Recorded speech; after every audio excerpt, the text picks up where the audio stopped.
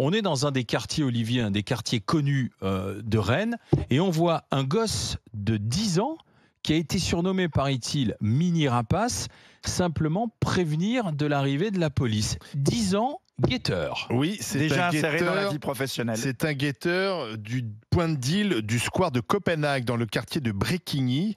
Il crie donc, et en criant, il prévient les trafiquants du passage de la police. Mini Rapace, c'est son surnom. Pour lui, moi, c'est ce qui me frappe dans cette vidéo, c'est qu'on a vraiment l'impression qu'il s'adonne à un jeu. Parce que c'est un enfant, en fait. Oui. C'est un enfant de 10 ans et qui joue au jeu des policiers. Enfin, Policiers voleurs. voilà, policiers voleurs, aux gendarmes et voleurs, ou chat et la souris, comme on pouvait jouer quand on avait 10 ans. Sauf que là, c'est pas un jeu, c'est bien réel. C'est un point de deal. La police, contrôlée par des enfants de moins de 13 ans qui travaillent en tant que guetteurs. Visiblement, c'est un phénomène qui s'étend, et pas seulement à Rennes. Il y a une tendance nationale. Qu'est-ce que vous en pensez ? Je suis terrifiée en tant que mère, parce que 10 ans, c'est CM2, quoi. C'est l'âge où justement on va commencer à laisser les enfants aller seuls à l'école.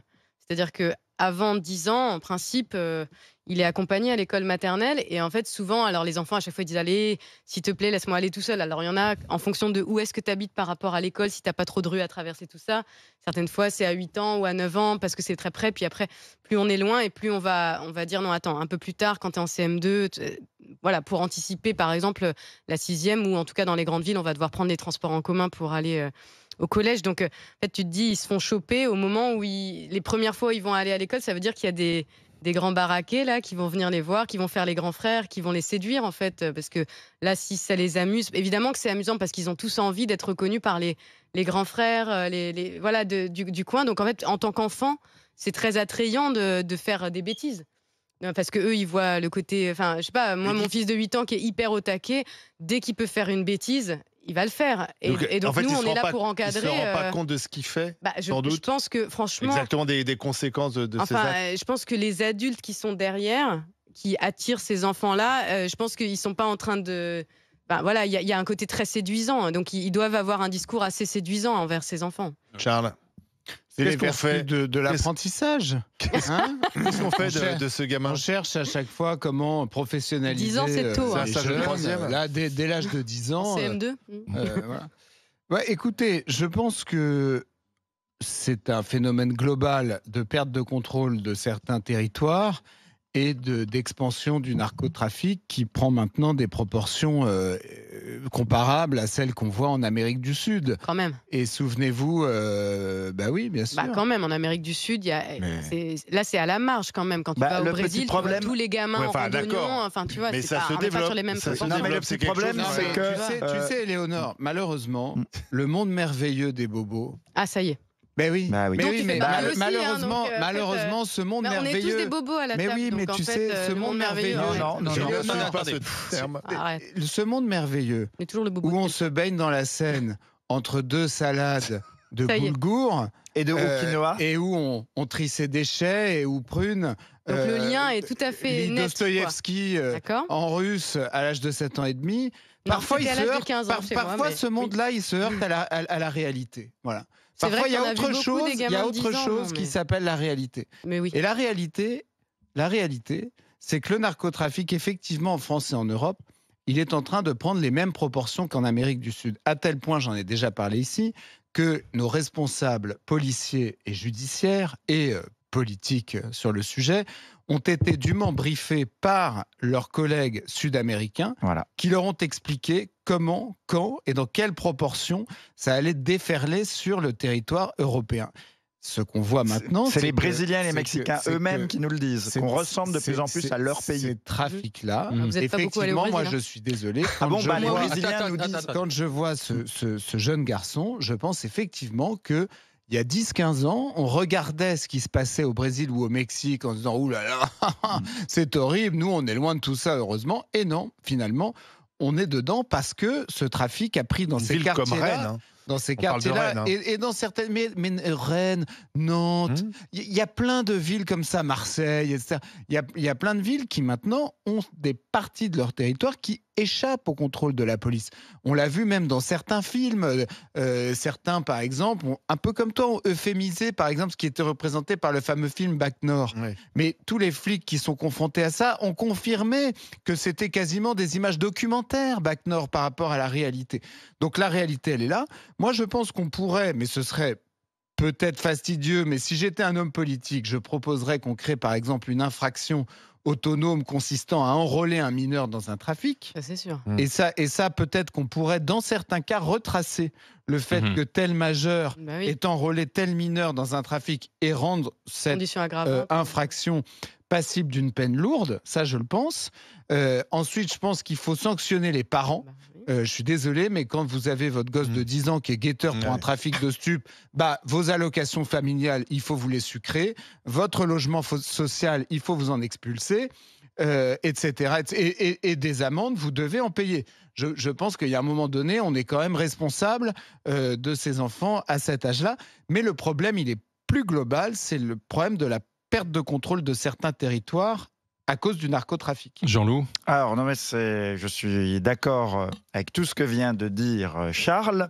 Et donc, ce qui est intéressant, c'est que moi, quand j'étais enfant, il n'y a pas encore si longtemps, j'apprenais que, justement, les villes de l'ouest de la France étaient plus tranquilles, qu'elles avaient moins de problèmes d'insécurité et de délinquance. Et donc, on voit à quel point les choses se sont dégradées de manière rapide et spectaculaire, que Rennes est devenue l'une des villes les plus dangereuses et les plus violentes de France, Nantes aussi. Maintenant, les choses commencent à se dégrader à Angers, monsieur, je laissais dire. Donc, on voit une dégradation très rapide et très spectaculaire de la situation, qui ressemble en effet, on le voit avec cet exemple, à de plus en plus à l'Amérique du Sud. Et en effet, je rappelle qu'il n'y a pas longtemps, des juges mexicains, donc qui connaissent quand même la réalité de leur propre pays, sont venus en France en disant: la France est en voie de mexicanisation et ce que nous vivons, vous commencez à le vivre et vous allez le vivre de plus en plus. Et eux, les Brésiliens, les Colombiens, les Mexicains qui nous le disent cela, ils connaissent quand même un peu leur pays et ils voient bien que nous ne sommes pas sur la bonne pente et que ce qu'ils voient chez nous, ça leur rappelle quand même drôlement et furieusement leur propre pays. Jusqu'aux gamins de 10 ans, qui est un phénomène qui se banalise de plus en plus sur tout le territoire. Et alors, qu'est-ce qui a changé à Rennes depuis mon enfance? Est-ce qu'il n'y aurait pas par hasard quelque chose qui, dans la composition culturelle et anthropologique de la population rennaise, aurait changé ces dernières années? Peut-être que quand même ces phénomènes de narcotrafic dans des cités sont liés en grande partie à l'immigration. Et il faut le dire, c'est pas du tout pour stigmatiser, mais il faut faire un diagnostic lucide sur le sujet si on veut apporter des solutions. Je regardais. Ce ne sont pas des Bretons qui jouent en marinière, entre deux leur chapeau breton. Oui, et donc, alors j'avais d'abord regardé la liste. Et les dames qui dansent, tu sais, en tournant sur elles-mêmes avec des sabots. C'est pas elles qui trafiquent de la cocaïne. Exactement, ce n'est pas elles. Je pensais que c'était dans les crêperies. Je serais étonné. Ouais. Ah bah oui. Et donc, oui, parce que justement, on serait étonné. Alors d'abord, dans un premier temps, j'ai regardé la liste des gens qui avaient été... qui est la liste des grands narcotrafiquants qui avaient été appréhendés par la police. Je n'ai vu que des gens issus de l'immigration. Ce qui ne veut pas du tout dire que tous les gens issus de l'immigration sont dans le narcotrafic, loin de là. C'est-à-dire que c'est dans ce milieu-là que on les trouve. Dans cette partie-là de la population qu'on les trouve. Et ensuite, je me suis dit, mais on va peut-être accuser la police de racisme et tout. Donc j'ai regardé la liste de tous les gars qui étaient morts dans des règlements de compte. Là, on ne peut pas accuser la police. J'ai regardé la liste de tous les dealers qui avaient été tués par des autres dealers. Je n'ai trouvé que des gens issus de l'immigration. À Marseille, il y a deux groupes qui s'affrontent. Est-ce qu'on peut répondre juste sur les enfants? Non, mais juste à Marseille, il y a deux groupes qui s'affrontent. Je termine en 5 secondes. Le bout du tunnel n'est peut-être pas très loin. Il y a deux groupes qui s'affrontent. Il y a un groupe qui s'appelle lui-même la DZ Mafia. DZ, c'est l'indicatif de l'Algérie, El Djezaïr. Et l'autre groupe s'appelle eux-mêmes les Blacks parce qu'ils se recrutent exclusivement chez les Comoriens. Voilà, c'est tout. J'en ai terminé. Donc en fait, je suis tout à fait d'accord sur l'expansion du trafic, la problématique que c'est. Moi, je voulais parler des enfants parce que vous avez l'air de dire qu'il y a partout des enfants de moins de 10 ans qui font ça. C'est quand même très à la marge et c'est là que je me portais en fond par rapport. Oui, d'accord, bon, ok. C'était là que c'était à la marge parce que pour avoir beaucoup été en Amérique du Sud, là, les enfants sont partout et sont vraiment partie prenante. Est-ce que je peux finir? Parce qu'il n'y a pas beaucoup de temps. Le truc, c'est que la différence, c'est qu'en France, on s'en fout pas des enfants. C'est-à-dire qu'en Amérique du Sud, ils s'en foutent des enfants. Les forces spéciales, quand ils vont faire... je suis désolée, les enfants des favelles, c'est les premières victimes. Mais là, ce gamin de 10 ans, on n'est pas encore... Ce gamin de 10 ans le laisse... En fait, il est en danger, ce gamin de 10 ans. C'est ce que j'allais y venir. Et donc, du coup, par rapport à ces enfants qui sont en danger, en effet, la responsabilité des parents primordiale. Comment ça se fait qu'ils ne sont pas à l'école? L'école est obligatoire. Donc, ce n'est pas vraiment le même terrain que la lutte pour le trafic de drogue. Je pense que le terrain est plutôt du côté des sanctions des parents défaillants qui laissent les enfants. Et à la fois, le bémol, c'est qu'en tant que parent, quand tu laisses ton enfant de 10 ans, voilà, tu as 20 minutes pour aller à l'école. Ces parents sont peut-être des dealers. Non, d'accord. Non, mais quand tu es sur le chemin, ils tombent sur des gens comme ça. Enfin, à un moment, c'est 10 ans, c'est entre 10 et 13, c'est vraiment un âge un peu où ils commencent à apprendre l'autonomie. Donc c'est ça qui est, en tant que parent, parce que là, tu veux que je te dise, ils sont dans un écosystème, en fait. C'est un écosystème de drogue, de deal. Donc les parents défaillants. Des parents défaillants ou complices. Oui, d'accord. Ou complices. Donc là, on parle plutôt des parents et pas des trafiquants. Parce que si tu veux, derrière, on leur dit ton gamin de 10 ans à qui il arrivera rien de toute façon, tu dis rien. Oui, les mineurs, il va pousser des petits cris quand les flics vont arriver et t'inquiète pas, à la fin de la semaine, on te filera une enveloppe de 500 balles. Donc ça, du coup, c'est là-dessus qu'il faut se poser. C'est de la complicité aussi, ça peut être de la complicité. Oui, c'est pour ça que je te dis, par rapport à tous les grands discours sur le trafic, c'est surtout les parents. Qu'est-ce qu'ils font avec leurs enfants? Comment ça se fait qu'on a des enfants qui traînent comme ça? Enfin, c'est la même chose pour les émeutes et tout ça. Ils sont défaillants. Alors moi, parce que les parents sont peut-être des dealers. Éléonore, peut-être il y a tout ça, mais enfin, voilà. Mais de toute façon, comme le dit Alain, c'est un écosystème. Quand tu as les enfants, les parents et les grands-parents qui vivent du trafic de drogue, c'est ça qu'on voit dans ces quartiers-là. Défaillant, ça regroupe tout. Mais non, mais ça regroupe tout. Un parent qui est dealer, il est défaillant en tant que parent. Je suis désolée. Il est responsable de son enfant. Oui, mais on est au-delà de la défaillance. C'est des gens qui devraient être incarcérés. C'est ce que je te dis. Et mis dans une maison. Par exemple, je vais donner des exemples. Là, c'est sûr qu'il y a des enfants dealers dont les parents eux-mêmes étaient dealers, mais par exemple, tu as des familles qui sont complètement dépassées. Tu as des gamins, la mère, elle est femme de ménage, elle arrive du Mali, elle vit avec un mari polygame qui a 30 ans de plus. Allez, ça y est.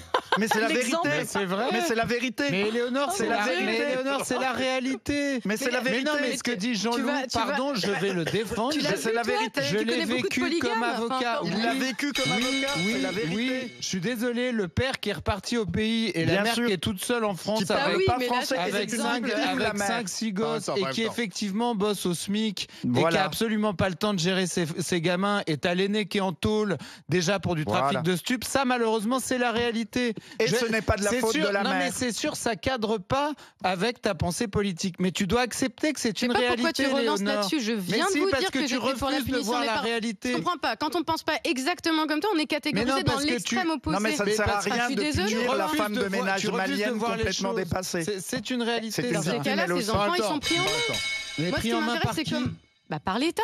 Par l'État. Qui est-ce que tu veux? Tu fais quoi des enfants? Que ça à foutre de prendre en main la totalité la jeunesse, des c'est important. L'État français se fout de la jeunesse. Il faut qu'il s'en occupe de la jeunesse. Allez, dans un instant, tu verras ce que ça représente. Et alors, je préfère donner de l'argent aux enfants qu'aux vieux. Je suis désolée. Non, la réalité, c'est qu'il faut réguler l'immigration. Il a raison, Jean-Loup. Mais oui, c'est une réalité aussi, désolé. Dans un instant. Désolé. Tu sais, c'est Lacan qui disait... C'est une réalité aussi. Lacan disait, le réel, c'est quand on se cogne. Donc là, t'es dans le réel. Mais toi, tu te cognes jamais, donc c'est facile. Si, justement, je m'y cogne et cette réalité-là, c'est son métier d'ailleurs. Je m'y suis cogné comme avocat. J'ai vu ça de très près, cette réalité. Tu l'as vu de très près. Et ces jeunes, je les ai défendus comme n'importe quel autre client, avec toute la foi de l'avocat. Mais je vois la réalité politique.